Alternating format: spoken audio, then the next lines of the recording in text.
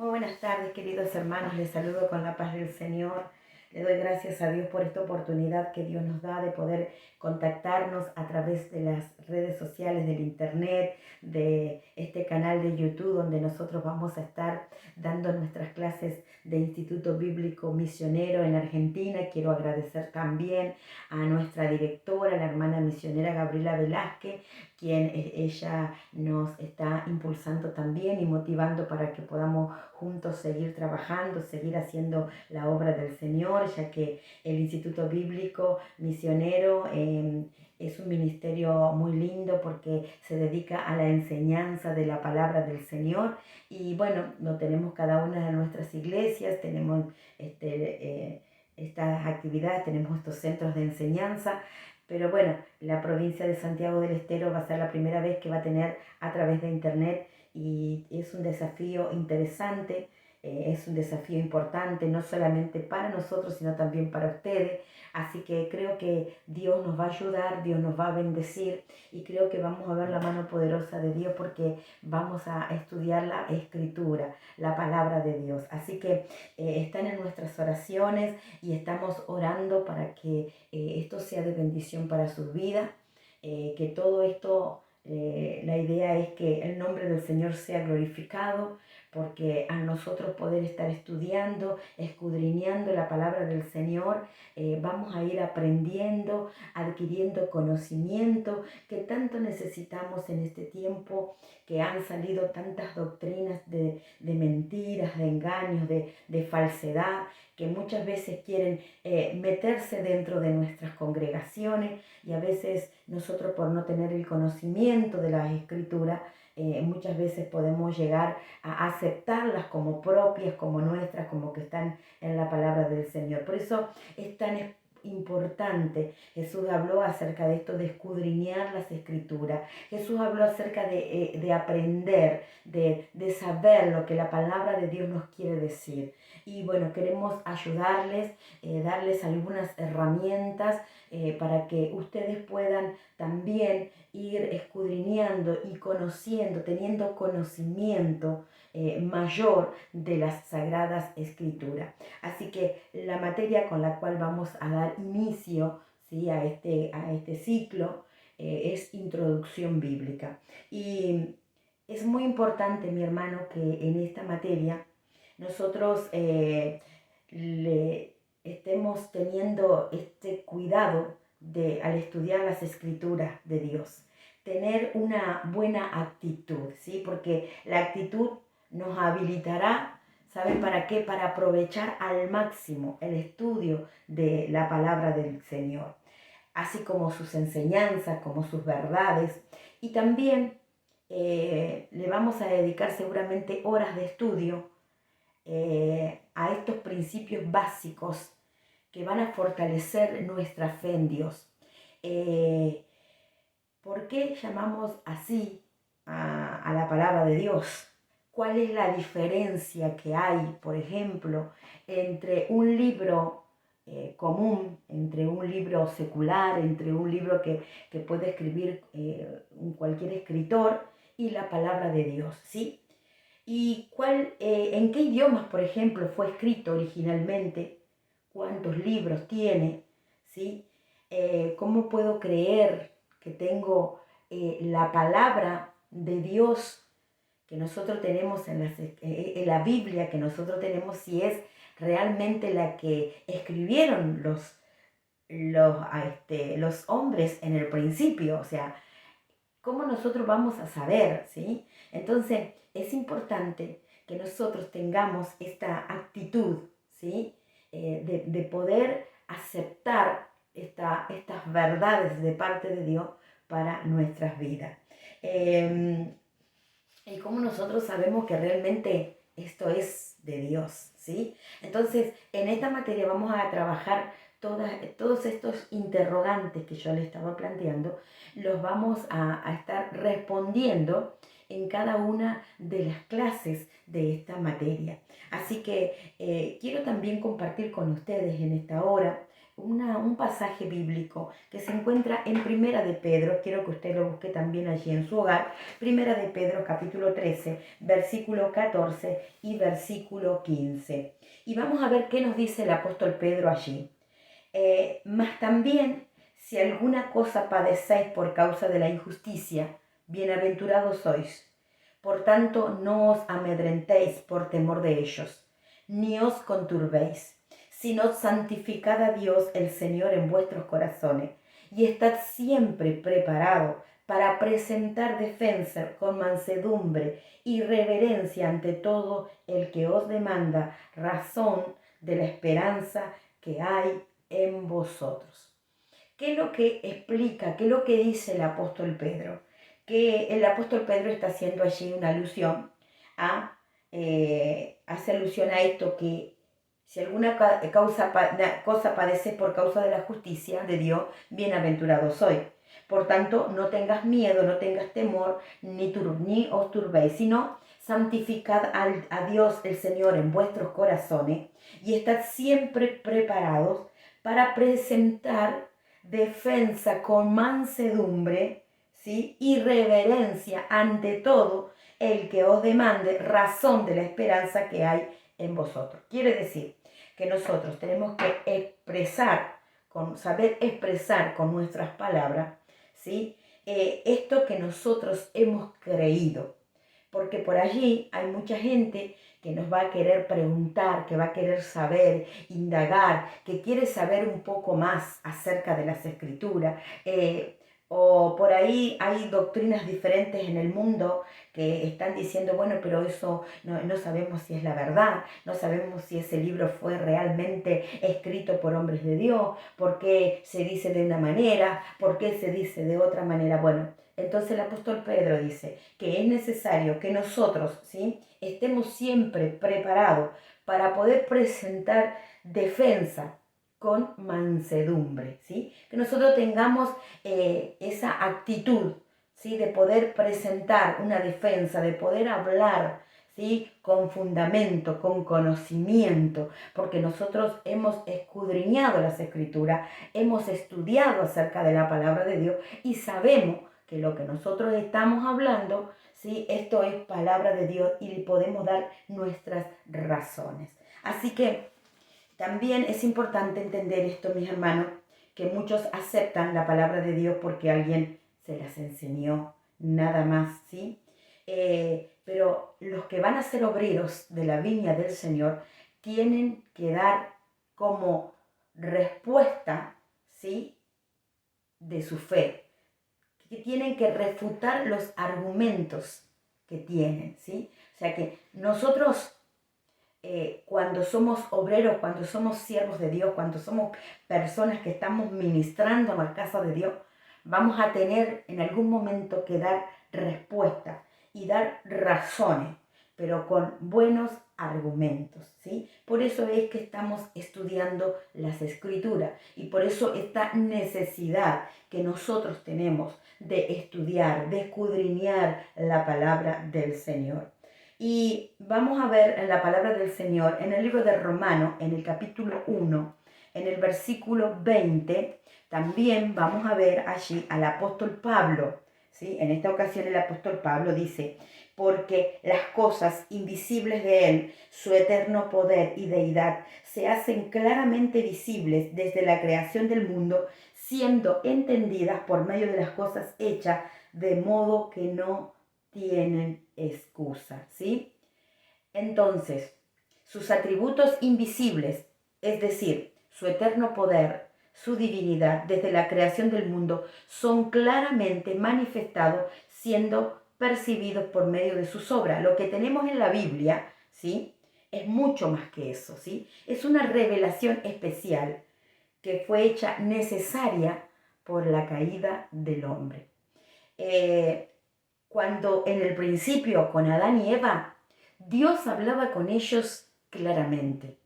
La Biblia dice en el libro de Génesis, en los primeros capítulos, que también después vamos a estudiar esto, dice que Dios todos los días hablaba con Adán y Eva, ¿sí? Pero después que Adán y Eva cayeron por causa de la caída del hombre, es que Dios tuvo que dejar establecido dejar las normas, dejar su palabra escrito para que esta palabra quede para nosotros, para usted, para mí, para este tiempo, ¿sí? Y toda esta revelación especial de Dios, ¿sí? Dios nunca desamparó a sus criaturas, sino que aquel mismo día, cuando Adán y Eva cayeron, Dios les mostró el glorioso plan de salvación, porque Dios nunca deja a su pueblo, a sus criaturas. Dios nunca, por más que el hombre haya caído, por más que el hombre cayó allí en el huerto del Edén, pecó delante de Dios, pero Dios no lo dejó abandonado. Quiere decir que el pecador puede ser redimido, puede ser perdonado y restaurado a la comunión con su Creador, ¿sí? Entonces, toda esta revelación especial y sobrenatural, y la tenemos ¿dónde? En la Biblia. Está resumida en una sola persona, y esa persona es el único Hijo de Dios, el unigénito de Dios nuestro Señor Jesucristo.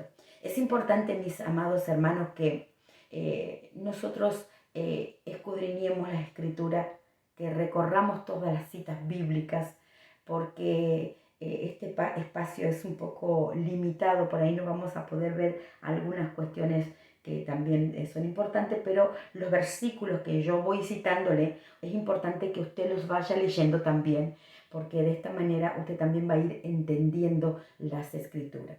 También es importante, ¿sí?, conocer la historia, la geografía. Es importante ver en qué tiempo, en qué época se escribió, en qué lugar específico, en qué zona geográfica se escribió esto, ¿sí? En qué época ocurrió, cuándo fue, qué tiempo, qué año. Esto también es muy importante. Es importante también, mi hermano, entender que nosotros tenemos en las Escrituras, en la palabra del Señor, dentro de la Biblia está dividido en dos partes. Tenemos el Antiguo Testamento y el Nuevo Testamento, ¿sí? El Antiguo Testamento, que es la parte antes de Cristo, ¿sí? Nosotros también tenemos marcado en nuestra historia el antes de Cristo y el después de Cristo. O sea, el Antiguo Testamento, del Génesis hasta el libro de Malaquías, que fue el último libro del Antiguo Testamento, eso se escribió antes de Cristo. Y luego tenemos, ¿sí?, el Nuevo Testamento, que comienza con el libro de los Evangelios, que comienza con el Evangelio según San Mateo y termina con el libro de Apocalipsis. Entonces podemos ver que allí tenemos un antes de Cristo y después de Cristo, que sería el Nuevo Testamento. Vamos a ver nosotros cosas muy importantes, ¿sí?, que tienen que ver también con que el Señor, a través de esto, nos va a ir enseñando cosas que aún nosotros no vemos, ¿sí? En el libro de Job, en el capítulo 34, en el versículo 32, dice esto: enséñame lo que yo no veo, ¿sí? El Señor nos va a ir enseñando lo que nosotros no vemos. Y vamos a ver en esta tarde, vamos a comenzar aquí, ya estamos transitando introducción bíblica, pero hay una palabra que yo quiero que ustedes vayan asimilándola, que es muy importante, que es la revelación. Cuando hablamos de revelación, mis hermanos, se usa para describir la comunicación por Dios al hombre de aquellas verdades acerca de su carácter divino, sus planes, su voluntad y la salvación del pecador, que un hombre nunca podría alcanzar ni adivinar por su propio esfuerzo, ¿sí? Entonces, la palabra revelación, vamos a resumirla, ¿sí?, se utiliza ¿para qué? Para describir la comunicación por Dios al hombre de aquellas verdades acerca de su carácter divino, sus planes, su voluntad y la salvación del pecador que un hombre nunca podría alcanzar por sus propios esfuerzos, porque estas son verdades espirituales, ¿sí? Por eso es que es importante tener un crecimiento espiritual para escudriñar las escrituras más en profundidad, o sea, para poder hacer este instituto bíblico, porque vamos a tener verdades espirituales que ir conociendo, que ir asimilando en nuestras vidas, que a veces cuando nosotros no tenemos un conocimiento o un crecimiento, muchas veces se nos hace más difíciles de comprender y de entender. Amén. Por eso la revelación es algo sobrenatural, ¿sí? Y sobrepuja todo lo que el hombre, mi hermano, pudiera aprender de la naturaleza. La Biblia afirma la Biblia es una revelación, es la revelación de Dios. Vamos a ver que la palabra Biblia, ¿sí?, deriva del griego y el vocablo original de la palabra Biblia es biblos, la corteza de la planta de papiro, de la cual los egipcios hacían un material que utilizaban para poder escribir. Poco a poco se fue usando el nombre para libros hechos de esa corteza y después para todos los libros de cualquier material. Cerca del año 400 después de Cristo, Jerónimo llamó a las Santas Escrituras la Biblioteca Divina. Y desde ese tiempo, los escritores cristianos han aplicado la palabra Biblia a la colección de todos los libros divinamente inspirados. Entonces, como dijimos, ¿sí?, el vocablo Biblia proviene de la palabra biblos, es una palabra griega, y también podríamos decir que es una biblioteca de libros, porque la Biblia está compuesta por 66 libros, y la Biblia se divide en 2 testamentos, como decía anteriormente. Tenemos el Antiguo Testamento y el Nuevo Testamento. Cuando vemos nosotros en las Escrituras, ¿sí?, y nosotros sabemos el significado de la palabra testamento. El testamento generalmente es el legado que se le deja a los hijos, a la familia. Generalmente las personas que que dejan un testamento cuando fallecen, cuando parten, dejan escrito qué es lo que van a heredar sus hijos, qué van a heredar su familia. Entonces nosotros aquí tenemos este testamento que el Señor nos ha dejado para nosotros, para cada uno de nosotros que somos su iglesia. En la palabra del Señor nosotros vemos muchas veces la palabra pacto, que también muchas veces se hace referencia a esto, el antiguo pacto y el nuevo pacto. El antiguo pacto vendría a ser el Antiguo Testamento, porque Jesucristo habló de un nuevo pacto. Jesucristo habló acerca de hacer un nuevo pacto. Entonces, por esa razón, también no está mal que nosotros digamos y mencionemos el Antiguo Pacto y el Nuevo Pacto, ¿sí? Porque en realidad el Antiguo Testamento nos habla acerca de ese Antiguo Pacto, de eso que fue al principio, pero Jesús vino a marcar un nuevo pacto. Y mire, aleluya, Dios a través de Jesucristo vino a hacer un nuevo convenio con el hombre, ¿sí? Un nuevo convenio con la raza humana para nuevamente, ¿sí?, poder entablar Dios una relación más íntima con el ser humano. Una relación que en el Antiguo Testamento había sido muy difícil, que fue Dios hablando muchas veces, pero muchas veces el pueblo no entendió, muchas veces no comprendió, muchas veces el pueblo se alejó de la verdad de Dios. Y entonces ahora Jesucristo quiere hacer un nuevo pacto, quiere que a través de Él, de su sangre, nosotros podamos encontrar redención y nuevamente el Señor hace un pacto con la humanidad. Quiero explicarle que una vez que nosotros recibimos este nuevo pacto, ¿sí?, este nuevo pacto que es a través de la sangre de Cristo, a través de la sangre de Jesús, ¿sí?, nosotros como pecadores redimidos, nos acercamos a Dios y aprendemos a andar en obediencia y santidad. Entonces quiero que juntos vayamos a leer una palabra en el libro de Jeremías, capítulo 31, versículo 31 y versículo 34. Libro de Jeremías, capítulo 31. Quiero que vaya conmigo en esta hora, versículo 31 al 34. Así que busque usted en su Biblia el libro de Jeremías, capítulo 31, versículo 31. Y dice, he aquí vienen días, dice Jehová, en los cuales haré nuevo pacto. Y ahí aparece la expresión nuevo pacto, con la casa de Israel y con la casa de Judá. No como el pacto que hice con sus padres el día que tomé su mano para sacarlos de la tierra de Egipto, porque ellos invalidaron mi pacto, aunque fui yo un marido para ellos, dice Jehová.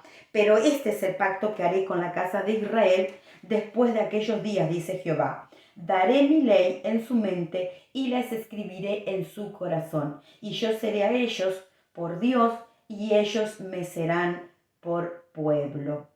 Y no enseñará más ninguno a su prójimo ni ninguno a su hermano diciendo conoce a Jehová, porque todos me conocerán desde el más pequeño de ellos hasta el más grande, dice Jehová, porque perdonaré la maldad de ellos y no me acordaré más de su pecado. Amén. Entonces podemos ver, mi hermano, que aquí vemos que claramente esto del antiguo pacto y que el Señor promete hacer un nuevo pacto. Jeremías está hablando, profetizando lo que iba a acontecer en el futuro, que iba a dar un nuevo pacto, una nueva oportunidad, porque el pueblo le había fallado, pero ahora Dios, a través de Jesucristo, tenemos este nuevo pacto. Y vamos a ver otro versículo que se encuentra en el libro de Hebreos, capítulo 7, versículo 22. Libro de Hebreos, capítulo 7, versículo 22. Y allí también vamos a ver, quiero que vaya usted conmigo, capítulo 7, versículo 22. Bendito sea el nombre del Señor. 7, 22. Y vamos a leer así, dice, por tanto, Jesús es hecho fiador de un nuevo pacto. O sea que Jesús es ese nuevo pacto. Entonces, aquí tenemos estos dos versículos que nos dan claridad acerca de esto, del antiguo pacto y del nuevo pacto, ¿sí? Entonces, tenemos el Antiguo Testamento, vamos a ver que contiene 39 libros. Los libros están divididos en 5 divisiones. Tenemos la ley o el Pentateuco, que está conformado por 5 libros. Luego tenemos, que son, bueno, ya les menciono cuáles son, es el Génesis, Éxodo, Levítico, Números y Deuteronomio. Esos son los primeros 5 libros de la Biblia que pertenecen a la ley o al Pentateuco. Después tenemos los libros históricos. Los libros históricos son 12 y ellos son Josué, Jueces, Ruth, primero y segunda de Samuel, primera y segunda de Reyes, primera y segunda de Crónicas, Esdras, Nehemías y Esther. Luego continúan los libros poéticos. Los libros poéticos son 5. Job, Salmo, Proverbio, Eclesiastés, Cantar de los Cantares. Y luego tenemos los libros de los profetas mayores. Son 5 libros. Isaías, Jeremías, Lamentaciones, Ezequiel y Daniel.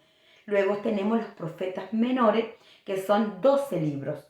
Oseas, Joel, Amós, Abdías, Jonás, Miqueas, Nahum, Habacuc, Sofonías, Ageo, Zacarías y Malaquías. Es muy importante, mis hermanos, y ya hasta aquí les digo esto, que es muy importante que usted vaya estudiando los libros, ¿sí? Es muy importante esto, que nosotros tengamos un conocimiento, que cuando se dice, por ejemplo, vamos a leer Primera de Samuel, nosotros sepamos que Primera de Samuel está en el Antiguo Testamento. Entonces, es importante, y como tarea les voy a ir dando ya una tareita, que ustedes vayan al menos teniendo una idea. No digo que se lo sepan de memoria, porque a veces la memoria por ahí nos puede fallar, pero que ustedes vayan teniendo un conocimiento. O sea que sepan ustedes que si estamos leyendo un libro, un capítulo de Reyes un capítulo de Crónicas, sepamos dónde ubicarnos, si en el Antiguo Testamento o en el Nuevo Testamento. Es importante saber y conocer el orden de los libros de la Biblia. O sea que 39 libros son los libros del Antiguo Testamento. Comienzan con Génesis y terminan con Malaquías. Y les voy a comentar algo también, que en la Biblia antigua de los hebreos, las divisiones eran tres. En la antigüedad había tres divisiones. Eran 5 libros que se llamaban la ley y que corresponden con los nuestros, o sea, con Génesis, Éxodo, Levítico, Número y Deuteronomio, y 8 libros que se llaman los profetas y fueron clasificados así, como profetas anteriores y profetas posteriores. Y luego ellos tenían las escrituras o salmos constando de 11 libros divididos entre libros poéticos y los 5 rollos que formaban el libro de Cantar, de Ruth, Lamentaciones, Eclesiastés, Esther. Estos rollos se leían en 5 fiestas hebreas. Cantar de los Cantares se leía en la Pascua. Ruth se leía en Pentecostés. Eclesiastés se leía en las fiestas de Enramadas. Esther se leía en la fiesta del Purim. Y Lamentaciones en el aniversario de la destrucción de Jerusalén. Los libros históricos, Daniel, Esdra y Nehemías, y un libro Crónicas. Eran las crónicas del pueblo de Israel. Esta división la tenían en la antigüedad, ¿sí? El pueblo judío tenía estas divisiones. Y Jesucristo mismo habló acerca de estas divisiones. Por eso es importante lo que yo le estoy hablando en esta hora para que ustedes tengan un conocimiento de esto. Que Jesús habló de esto y diciendo en el Antiguo Testamento, Jesús habló en el Evangelio según San Lucas, en el capítulo